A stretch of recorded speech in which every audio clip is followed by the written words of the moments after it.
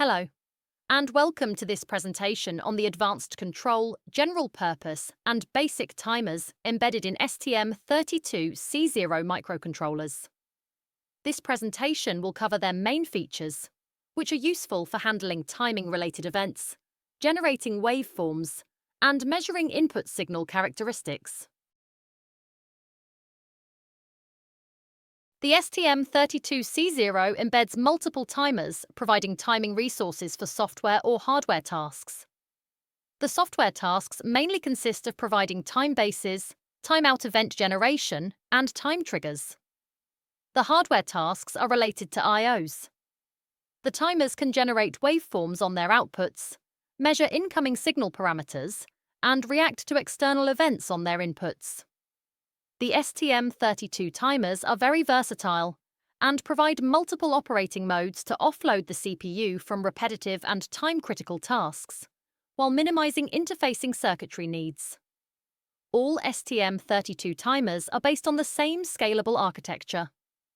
Once the timer operating principles are known, they are valid for any of the timers. This architecture includes interconnection features and allows several timers to be combined into larger configurations. Lastly, some of the timers feature specific functions for electrical motor control and digital power conversion, such as lighting or digital switched mode power supplies. Here are the key features of the STM32 timers. All timers are based on the same architecture and are available in several derivatives listed later in this presentation. The timers mainly differ in the number of inputs and outputs they have, from a minimal timer with 2 I/Os, such as TIM14, to an advanced control version with 10 I/Os, such as TIM1 and TIM3. 2 slides at the end of this presentation list the features supported by each timer present in the STM32C0. Some features may not be present on the smallest timer derivatives, for example DMA, synchronization, and up-down counting modes. Most of the timers can be linked and synchronized to build larger time-based timers, have a higher number of synchronous waveforms, or handle complex timings and waveforms. Within a timer, each and every channel can be configured independently as an input, typically for capture, or as an output, typically for a PWM. The timers can serve as a trigger for other peripherals, for instance to start ADC conversions, or to monitor the internal clocks thanks to the interconnect matrix. The clock and synchronization unit provides the reference clock to the timer kernel, called CKPSC.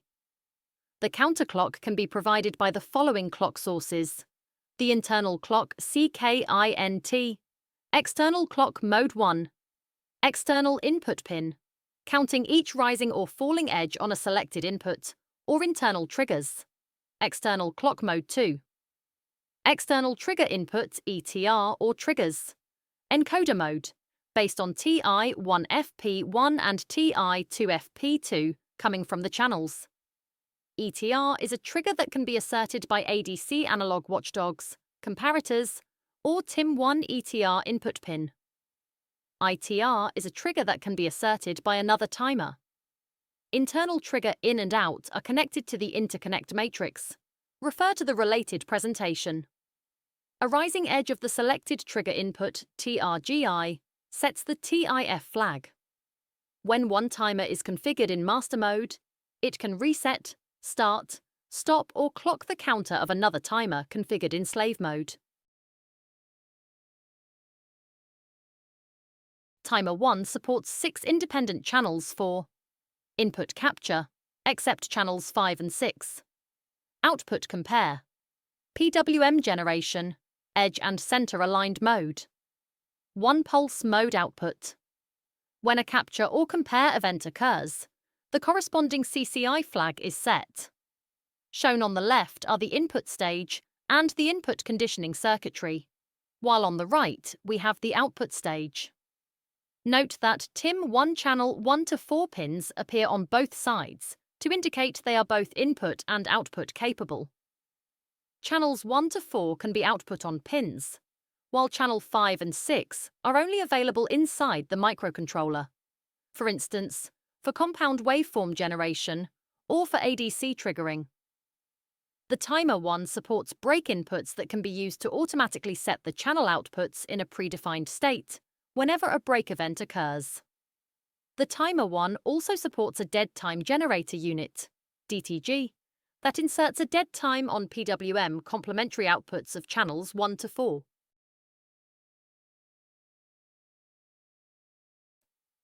The purpose of the break function is to protect power switches driven by PWM signals. The two break inputs are usually connected to fault outputs of power stages and three-phase inverters.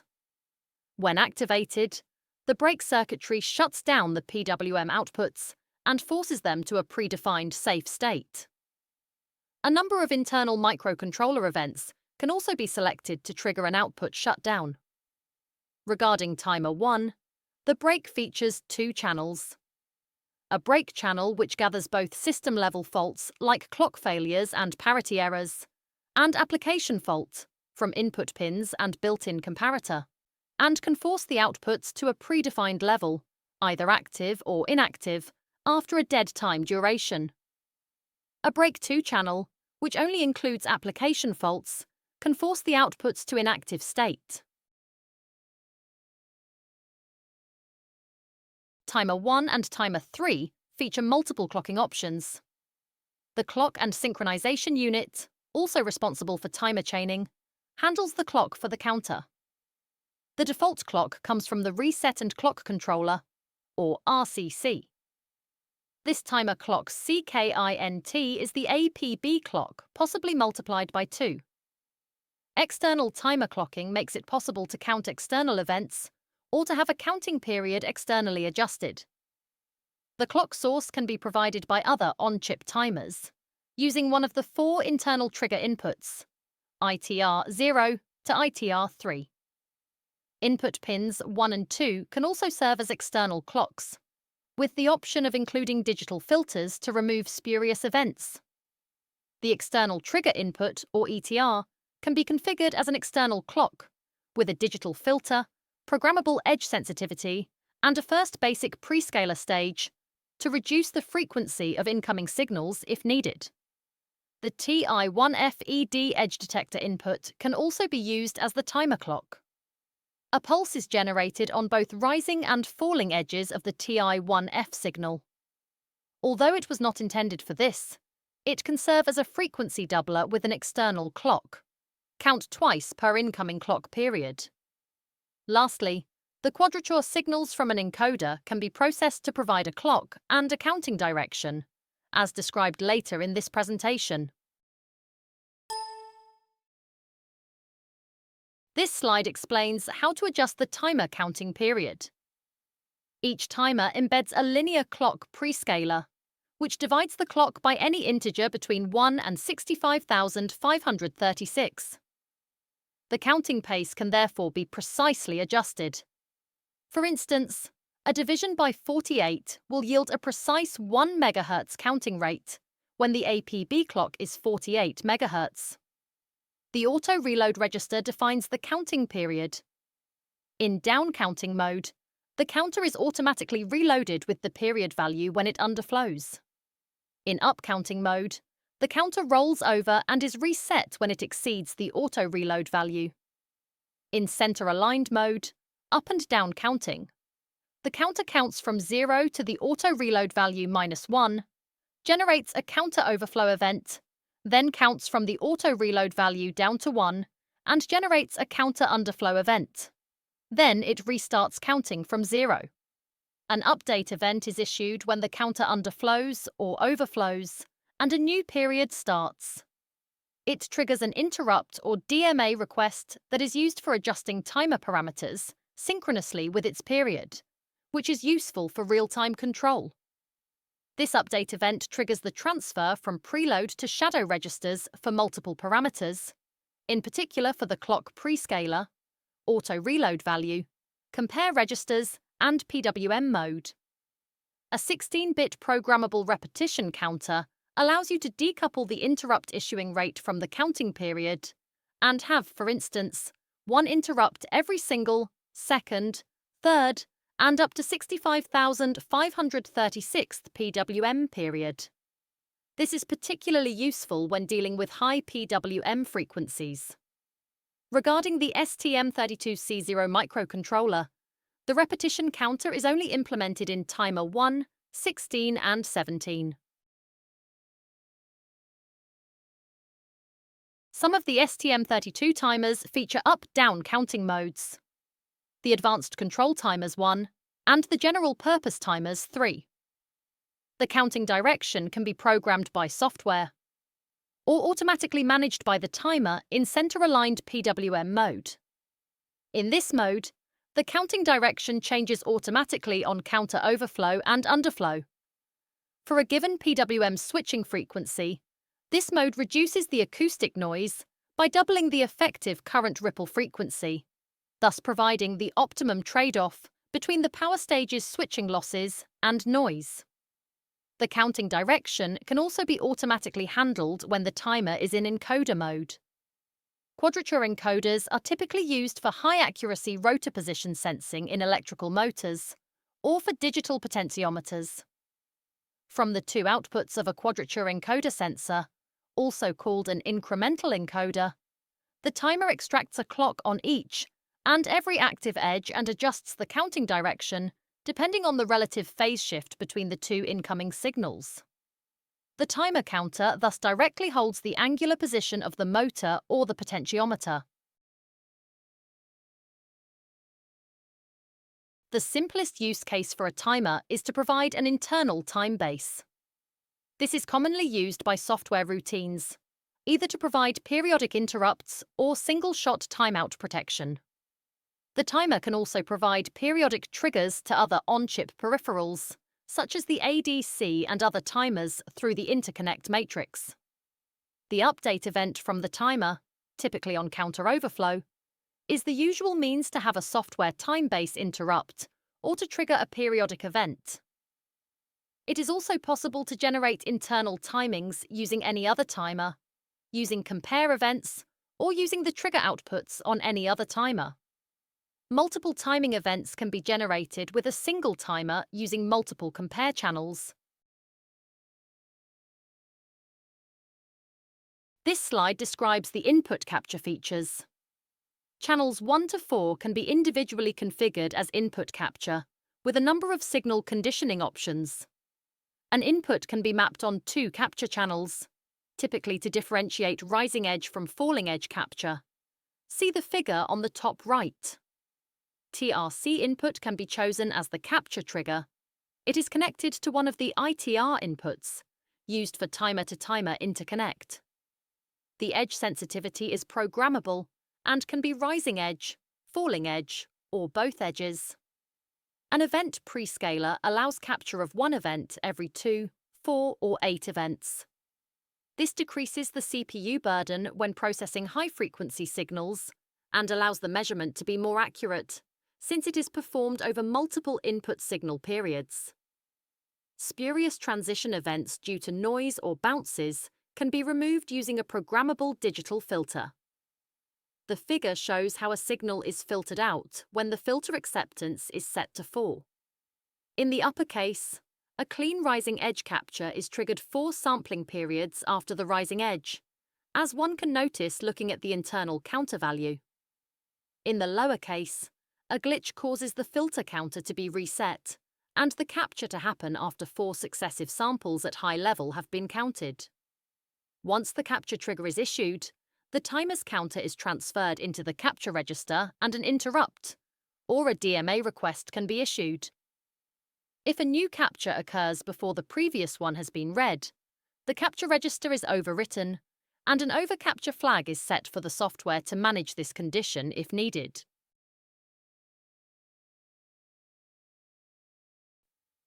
This slide presents some of the more advanced capture-related functions. The clear-on capture mode causes a counter reset immediately after the capture has been triggered. This allows a direct measurement of the period, while a traditional free-running counter would require additional computation to obtain the period following the trigger. In PWM input mode, the timer is able to capture both the period and the duty cycle of an incoming PWM signal. The input signal is internally routed to two capture channels. The signal's rising edge is captured on input capture 2 to provide the period value with the clear on capture mode. The falling edge is captured by the capture 1 channel, which provides the pulse length duration. The duty cycle then simply corresponds to the ratio between input capture 1 and input capture 2. Lastly, the timer includes an XOR function to combine the 3 input channels with XOR logic. This is typically used to handle the 3 120-degree phase-shifted signals coming from the Hall sensors in electrical motors. This allows a clear-on capture event, happening on each and every edge of the 3 signals, and have a capture value directly usable for speed regulation.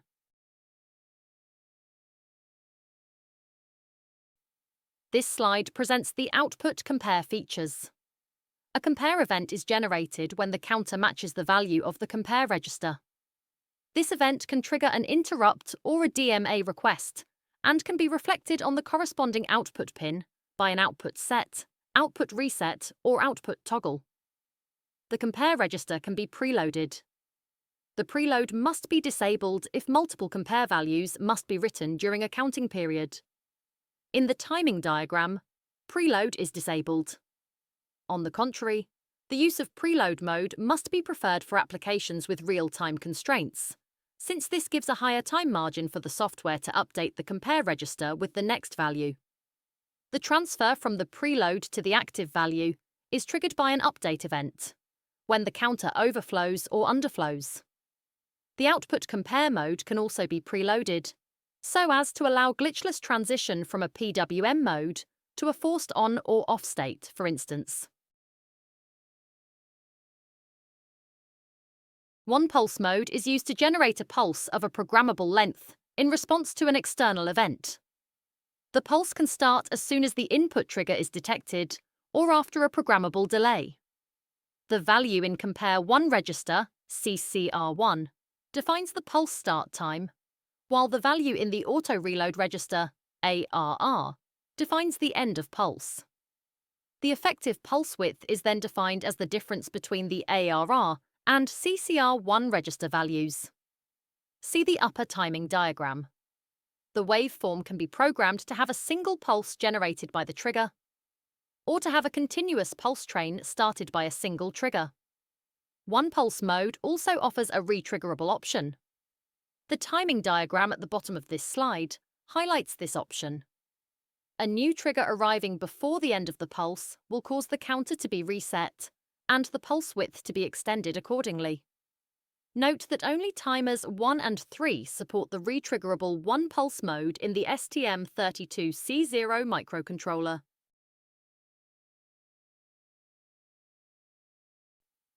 This slide presents some of the PWM modes.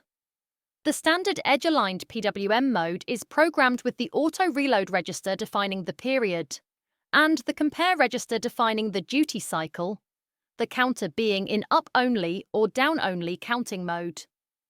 A single timer can generate up to 6 PWM signals with independent duty cycles and identical frequency. When multiple PWM waveforms are generated by the same timer, all falling edges occur at the same time, hence the term edge-aligned. On the contrary, the rising and falling edges of center-aligned PWMs are not synchronized with the counter rollover, so that switching time varies with the duty cycle value.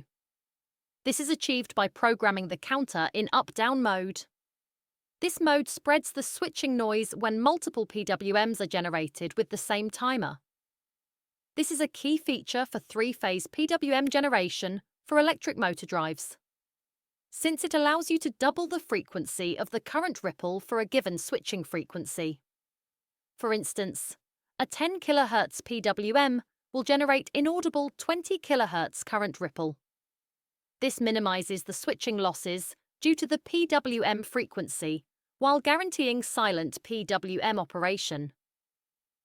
A variant of the center-aligned mode is the asymmetric PWM mode, where 2 compare registers define the turning on and off of the PWM signal.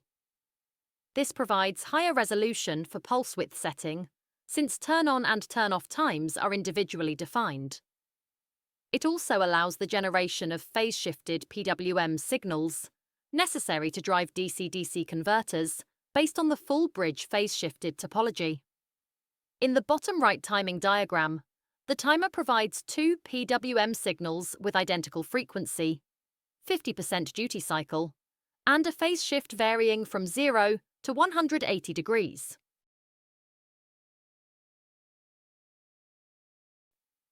This slide presents the combined PWM modes.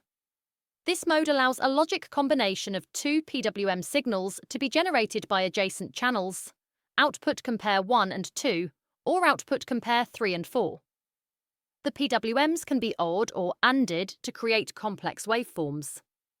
Typically, this allows to have two periodic pulses generated with any pulse width and any phase relationship value.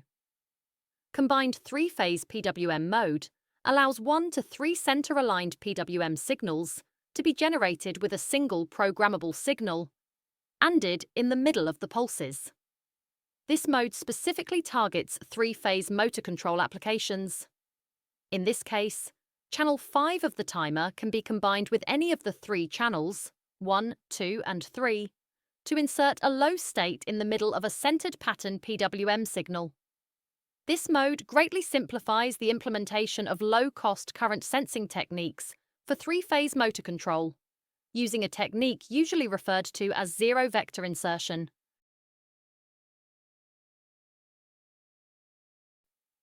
This slide presents some more specific PWM modes, where either the frequency or the duty cycle can be driven by external signals.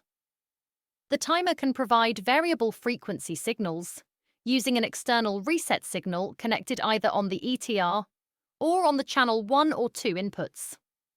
The purpose of this mode is to provide a signal with a fixed on or off time and a continuously adjusted frequency controlled by the hardware. The timer provides control for the on or off time using the compare register, while the auto-reload register guarantees that the PWM will not stop if the external reset is missing, thus providing a safe control in boundary conditions. This technique is used for a variety of purposes, such as transition mode power factor controller, or PFC, for mains-supplied applications and current-controlled digital LED lighting. Another mode for the timer is to have the duty cycle controlled by hardware, with either an on-chip comparator or an off-chip signal. The PWM operates at a fixed frequency.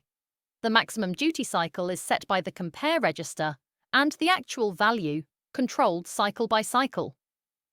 This is used for applications requiring current-controlled pulse width modulations, typically for driving DC motors or solenoids. In this case, a comparator monitors the peak current value into the load. As soon as the current exceeds a programmed threshold, the comparator resets the PWM output, which is then automatically restarted at the next PWM period, thus providing a controlled peak current value.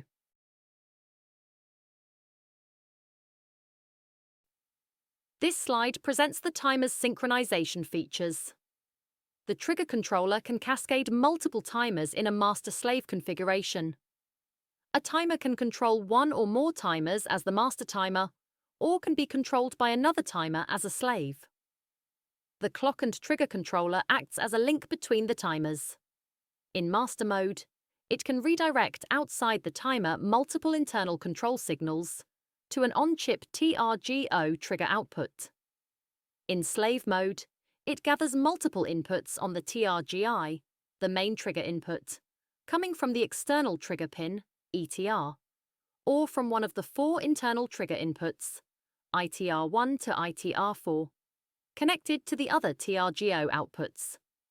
Additionally, the input capture 1 and 2 pins can also be used as an internal trigger, typically to reset the counter.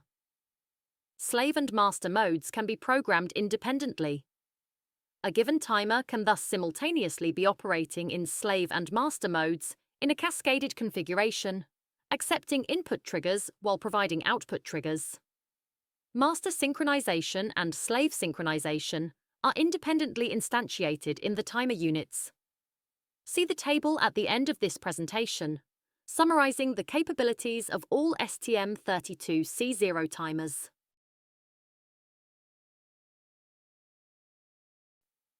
This slide lists the various operating modes and the signals exchanged between timers.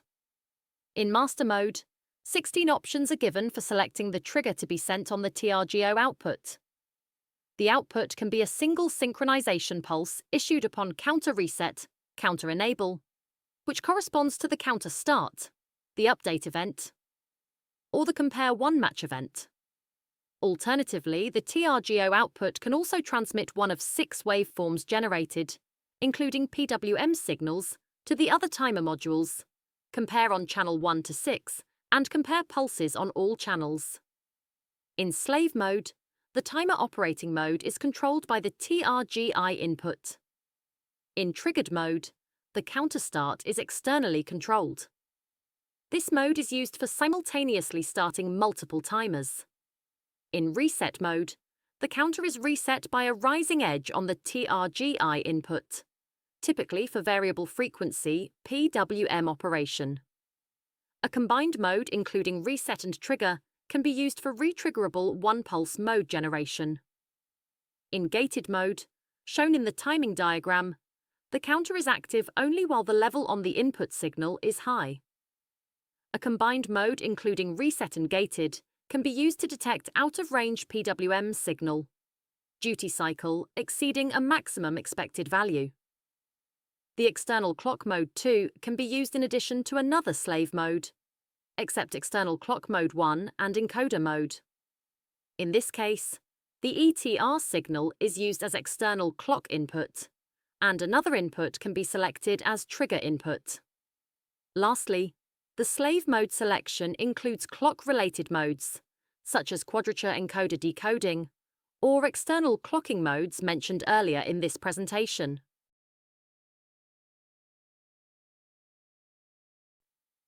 This slide gives 2 examples of synchronized operation. The first example shows how 2 timers can be simultaneously started. A mechanism allows the master timer to start slightly delayed to compensate for the master-slave link delay, and have all timers synchronized with cycle accuracy. By combining the channels of timers 1 and 3 as shown, it is possible to have up to 8 synchronized PWM channels. The second example shows how to create a 32-bit timer by cascading 2 16-bit timers. Here, the update event generated on counter rollover is used as the input clock for the following slave timer, so that timer 3's counter holds the least significant 16 bits. Timer 1's counter holds the upper bits 16 to 31.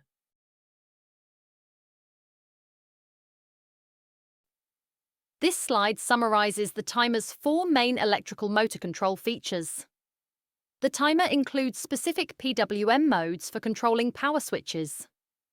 In addition to center-aligned and combined 3-phase PWMs previously described, the timer features dead-time insertion for complementary PWM generation and 6-step mode for driving brushless DC motors. It includes power stage protection circuitry with a dual-level emergency stop mechanism to disable the PWM outputs by hardware in case of a fault.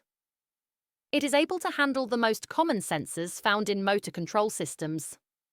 Quadrature encoders and Hall sensors are used for fine and coarse position feedback, while tachometer generators are used for cost-effective speed feedback and just require a clear on-capture mode.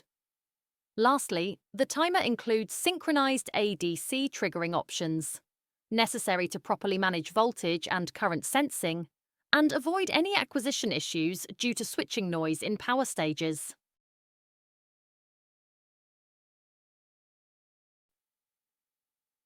This slide presents the dead-time insertion function.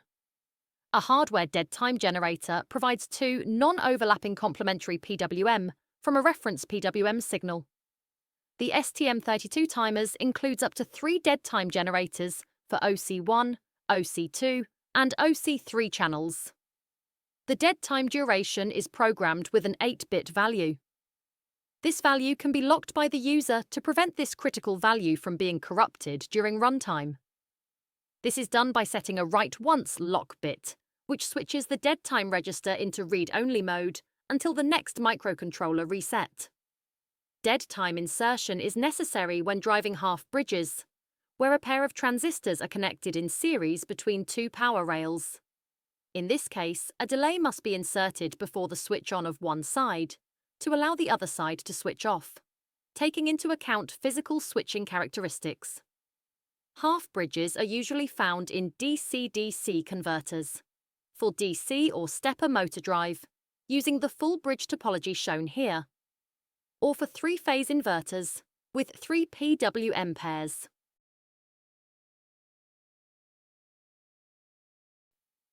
This slide shows how the 6-step drive, also called block commutation, is managed with the STM32 timer. It consists of chaining 2 timers, one handling the 3 Hall sensor signals, while the other manages the PWM generation synchronized with the rotor angular position, generating 6 successive steps. The first timer operates in clear-on-capture mode, triggered by the 3 inputs. A compare register, here compare 2, is responsible for adding a programmable delay between the raw angular position and the commutation time. Refer to CCR2 in the left timing diagram. The capture register 1 holds the timing interval between successive Hall sensor edges and is necessary for the speed regulation loop. The compare 2 match event is propagated to the slave timer through the TRGO output. These events serve as commutation events and trigger changes for PWM generation.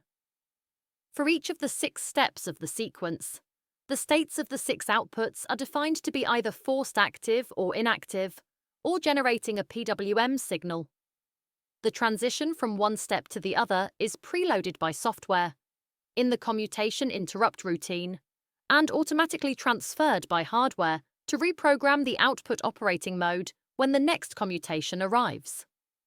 The figure at right shows the 6 PWM signals for 2 consecutive complete 6-step sequences, together with the current in one of the motor phases.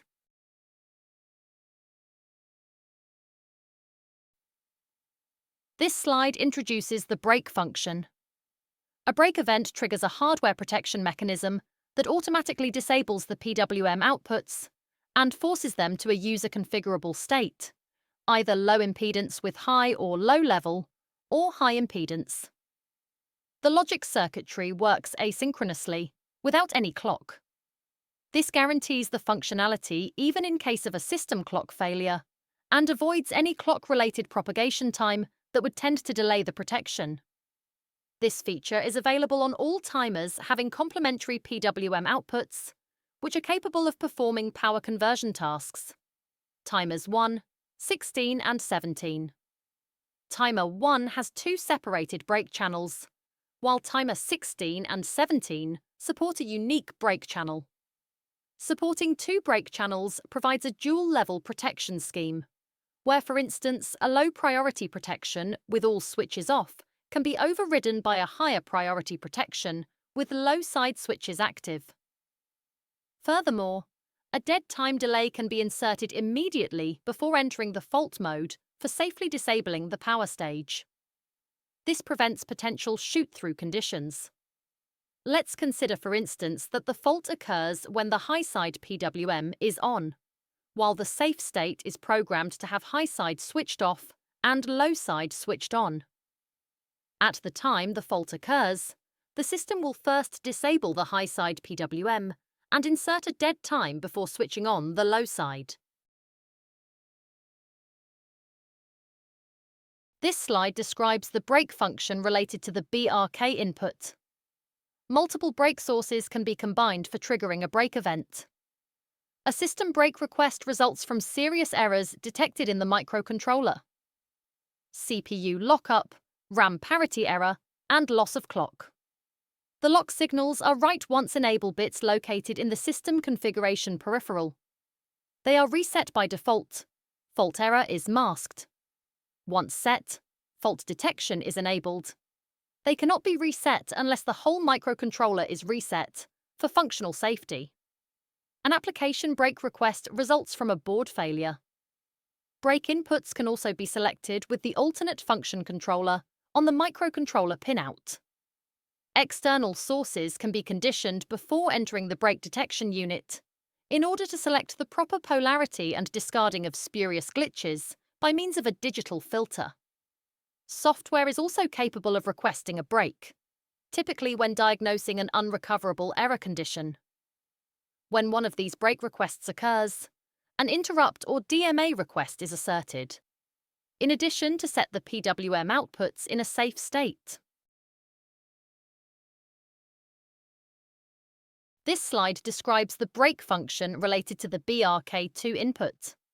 Unlike the BRK input, the BRK2 event cannot be caused by CPU lockup, RAM parity error, and loss of clock.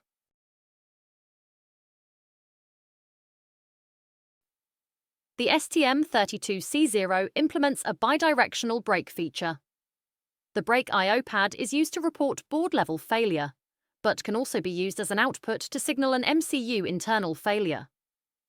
The bidirectional mode is available for both the break and break 2 inputs and requires the I/O to be configured in open drain mode with active low polarity. A global break information detected inside the STM32C0 can therefore be output to other CPUs or gate drivers. Internal break sources and multiple external open drain comparator outputs are ORed together to trigger a unique break event, when multiple internal and external break sources must be merged. This slide explains the procedure for arming and disarming the break circuitry. Bidirectional mode activates when the BKX-BID bit is set, where X represents either BK or BK2. In this mode, the break I/O pad operates bidirectionally. A low level on the break input triggers a break condition, forcing the pad to maintain a low level. This requires a disarming mechanism to exit the break condition. When a channel is configured as an output, the main output enable MOE bit is essential. It is automatically cleared by hardware when a break input becomes active, disabling the OC and OCN outputs. To rearm protection after a break event, follow these steps. Set the BKDSRM or BK2DSRM bit to release output control. Wait for any system break condition to clear, then clear the SBIF status flag, or clear it preemptively before rearming. Poll the BKDSRM or BK2DSRM bit until it is cleared by hardware, indicating that the break condition has fully disappeared. Once these steps are complete, the break circuitry is rearmed and active, allowing you to set the MOE bit to re-enable the PWM outputs.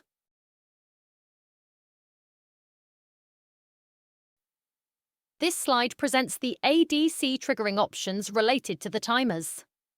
The ADCs can be triggered with timer 1 and timer 3 outputs, as indicated in the table. This can be done using compare events. The ADC conversion will start on a given compare match. This applies to timer 1 channel 4. The TRGO event can also be used. This gives extra flexibility since the TRGO can be any of the compare events or timer internal control signals, such as register update, counter reset, or trigger input. On the other hand, this prevents the TRGO from being used for synchronization purposes. For this reason, timer 1 also has an additional TRGO2 output, fully devoted to ADC triggering. TRGO2 offers 16 possibilities, including the 6 compare events and the possibility to have a dual trigger per PWM period, by combining the compare 4 and 6 events, as shown in the figure, or compare 5 and 6 events. This also leaves the TRGO free for multiple timer synchronization schemes.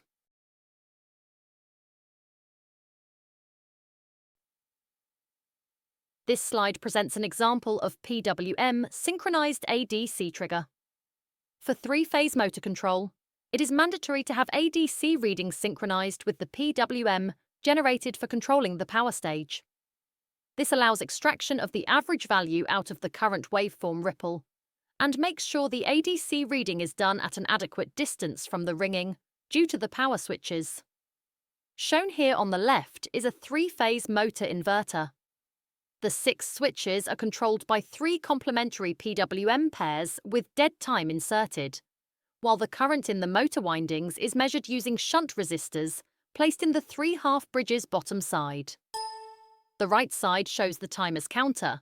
Compare 1 and compare 2 values and corresponding PWM outputs for the low side switches controlled by CH1N and CH2N. The 2 bottom waveforms represent the current in the motor phase and the image of this current obtained on the shunt resistors. With this low-cost topology, the voltage can only be measured when the low side switches are on, which explains the square wave-shaped signal obtained on the ADC input. In this case, the ADC trigger is generated on the counter rollover. This allows the reading to be done precisely in the middle of the period and get the average value of a signal with significant ripple. Additionally, using a PWM-synchronized ADC trigger also guarantees that the ADC conversion will be done away from the ringing noise present on the shunt voltages.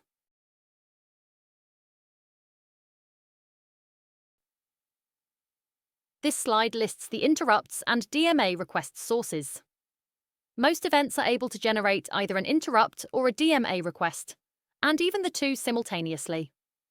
The update is issued when the counter overflows or underflows. It is mainly used to refresh the timer's runtime settings at the beginning of the PWM period and maximize the interval before the next register update. The repetition counter allows you to skip some PWM periods and decrease the number of interrupts or DMA requests at high PWM frequency. Each of the 6 capture compare events have their own interrupt. Only channels 1 to 4 can trigger a DMA transfer.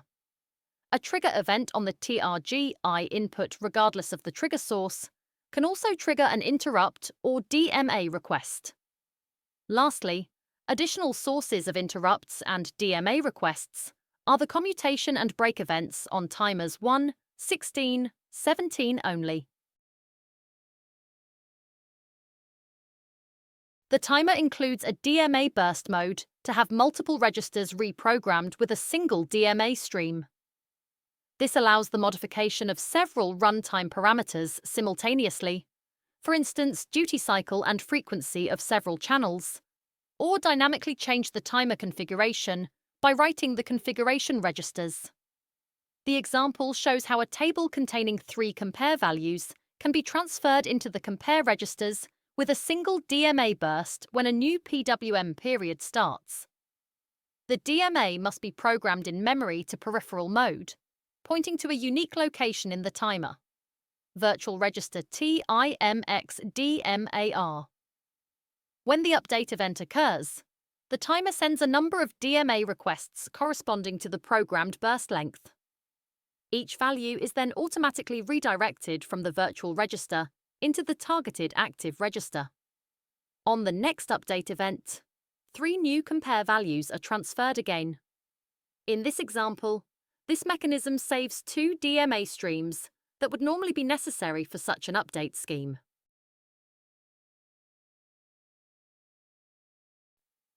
This table indicates the state of the general purpose timers, GPT, according to the current microcontroller power mode. In run and sleep modes, the general-purpose timers are active. In sleep mode, GPT interrupts can be used as wake-up events. In stop mode, the general-purpose timers are frozen. The peripheral register content is kept. No reconfiguration of the GPT is needed when exiting these modes.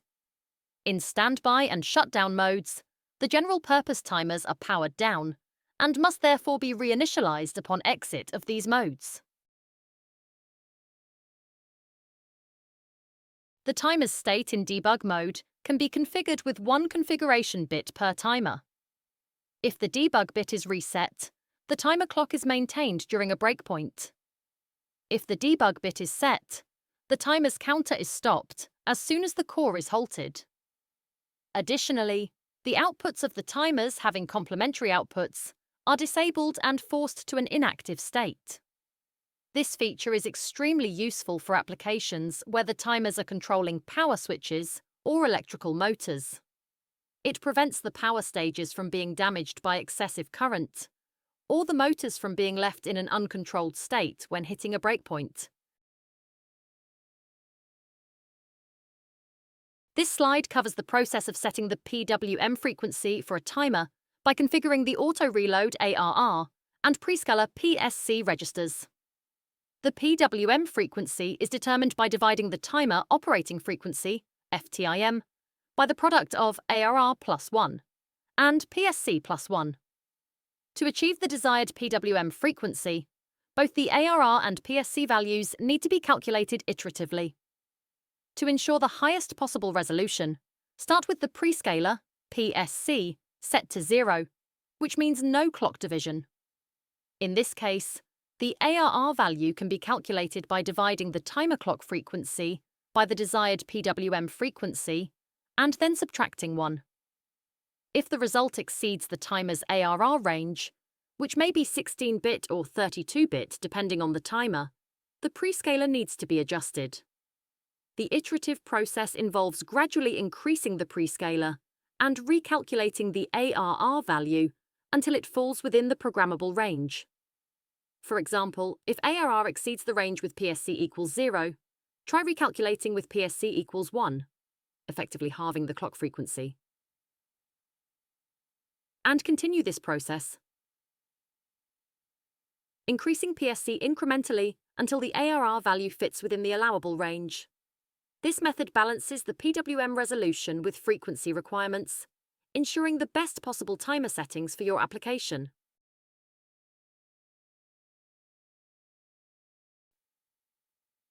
This slide explains how to program a duty cycle for a given PWM frequency. This parameter is defined using the auto-reload value, ARR, programmed in the TIMX ARR register, and the compare value programmed in the TIMX CRX register. The duty cycle does not depend on the PWM frequency and is given by the compare value over the auto-reload value plus 1. Another useful indication is the PWM resolution. This gives the number of possible duty cycle values and indicates how fine the control on the PWM signal will be. The resolution, expressed in number of duty cycle steps, is simply equal to the ratio between the timer clock frequency and the PWM frequency when the clock prescaler PSC is null. When the clock prescaler is not null, the resolution is the ratio between the timer clock frequency and the ARR plus 1 value. Another way of expressing it is in bits, as for giving a DAC converter output resolution. In this case, the resolution is the base 2 logarithm of the ratio between the timer clock frequency and the PWM frequency when the clock prescaler PSC is null. When the clock prescaler is not null, the resolution is base 2 logarithm of the ratio between the timer clock frequency and the ARR plus 1 value.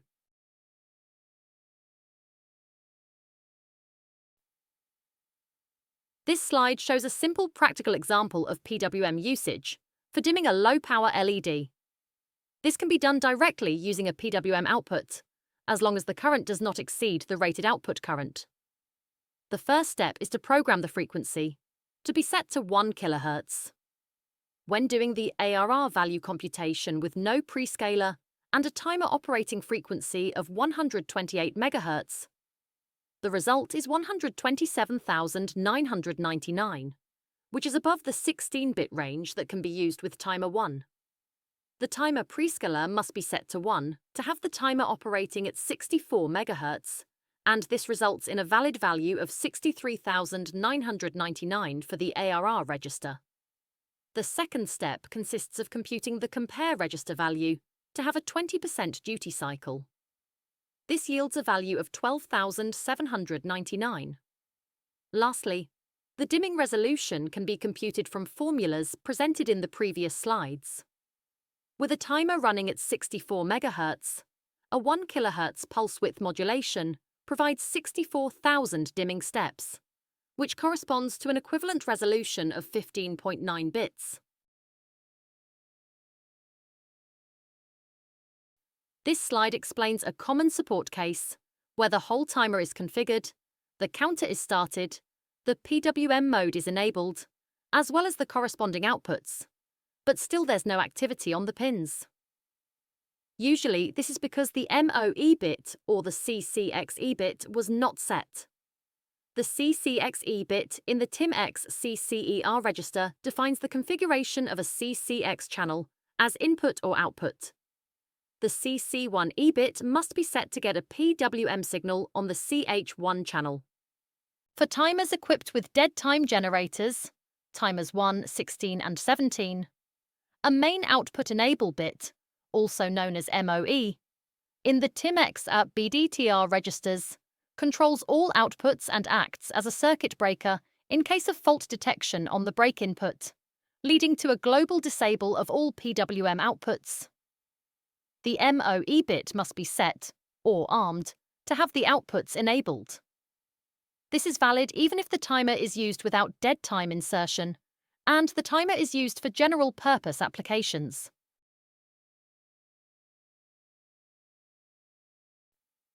This slide lists the timer instances present in STM32C0 microcontrollers. Timer 1 is a full-featured timer, motor control capable, including all PWM options and 6 compare channels for being able to generate simultaneously 3-phase PWM signals and have 2 independent ADC triggers. Timers 15, 16, 17 are general-purpose timers. They have complementary outputs and break functions. Timers 3 is a general-purpose timer, including advanced PWM modes, up-down counting capability, and 4 channels. Timer 14 is a light timer, with support for standard PWM only, with 1 channel and up-counting mode only. They complement the other timers whenever additional independent time bases are necessary. This slide indicates which features are implemented for each timer present in STM32C0. Programmable dead time is available when the timer has complementary outputs, which is the case for timer 1, channels 1 to 3, and timers 15, 16, and 17. Timers 1, 15, 16, and 17 support a break input. Retriggerable one-pulse mode is not supported by timers 14, 16, and 17. Only timers 1, 2, and 3 have the encoder interface. XOR function that combines channels is only available in timers 1 and 3. Timer 14 is unable to assert a DMA request. The timer is linked with several on-chip peripherals. It serves as a trigger source for the ADC converter. The interconnect matrix enables timer-to-timer direct connection using the master and slave interfaces and direct connection between timers and other peripherals. The reset and clock control unit, called RCC, provides the internal clock reference for all timers.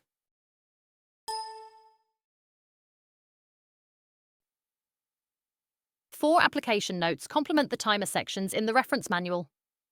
AN 2592 gives a practical implementation of a 32-bit timer made of 2 synchronized 16-bit timers and is useful for better understanding the overall timer synchronization mechanism. It comes with a software example. AN 4013 provides a more detailed overview of all timer features and available firmware examples. AN 4507 presents an implementation of PWM resolution enhancement by means of dithering techniques. It comes with a software example. AN 4776 starts with few reminders on timer operating principles and contains a collection of examples for standard timer use cases. It comes with a software example. Thank you for attending this presentation.